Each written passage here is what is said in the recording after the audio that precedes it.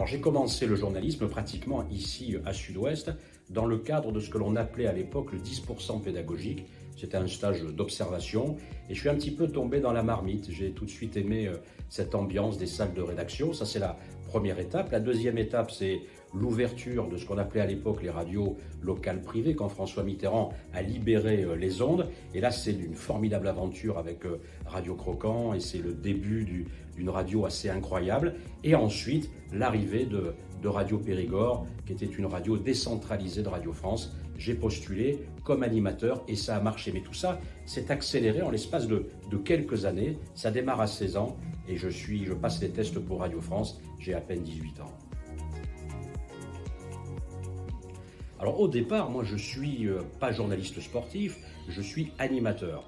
Et donc je fais des tranches d'animation, parfois le soir entre 20h et 22h15, aussi des matinales, mais j'ai quand même au tout début quelques petites émissions qui concernent le sport, mais à un moment donné, au début de ma carrière à France Bleu Périgord, je fais par exemple le hit parade le soir entre 20h et 22h15. D'ailleurs, un soir, on a battu le record d'appel, 1500 coups de téléphone entre 20h et 22h15, parce que c'était un hit parade qui n'était pas truqué. Moi, je voulais vraiment que ce soit un hit parade qui soit laissé vraiment aux auditeurs, et c'est eux qui décidaient vraiment les chansons qu'ils aimaient.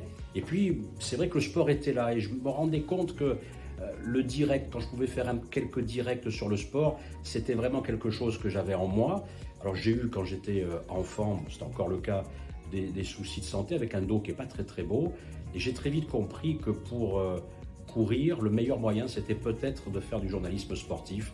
Et puis, voilà, de petit à petit, je me suis rapproché de la rédaction de France Bleu Périgord. J'ai commencé à faire des piges. J'étais animateur et pigiste. Et un jour, avec une chance incroyable, j'ai basculé du côté du journalisme et je suis devenu journaliste à part entière à la rédaction de France Bleu Périgord. Je dois dire que ce parcours-là, aujourd'hui, est impensable et je suis conscient tous les jours que j'ai eu beaucoup de chance.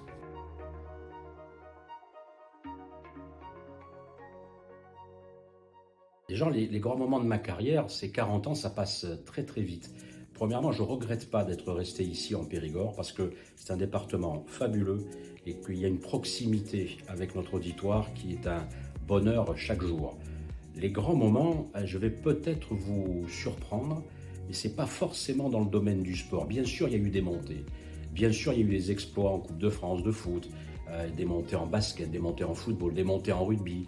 Le titre de champion de France du CAP en 93, quand Yannick Rumbao me tombe dans les bras, il ne se rend pas compte qu'on est en direct, on est sur la pelouse, et qui me dit « tu te rends pas compte, c'est le plus beau jour de ma vie », il est en larmes. C'est un moment que j'ai gravé jusqu'à la fin de mes jours.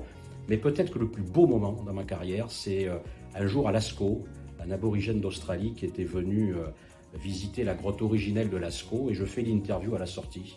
Moi, j'étais pas dans la grotte, et je lui demande ce qu'il a ressenti, et il me dit « j'ai eu l'impression de rentrer dans le ventre d'une femme ». Et ce moment a été incroyable pour moi, suspendu. J'ai trouvé ce moment extrêmement beau et bouleversant. On s'est regardés tous les deux et c'était très, très touchant, très profond.